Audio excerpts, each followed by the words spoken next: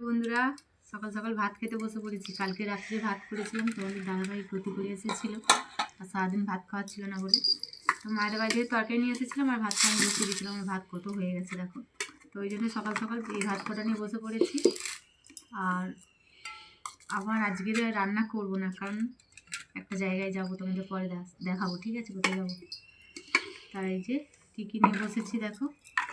এখানে হচ্ছে ছুরি এই চানাচুর আছে আর পেঁয়াজ আর শুকনো লঙ্কা মাখানো, তোমাদের দাদাভাই খাবে। আর এখানে হচ্ছে এই যে আমার মেয়ে আলু ভাজা, ঠিক আছে, একটু আলু ভেজে দেবো, হোল্ড করে রাখ।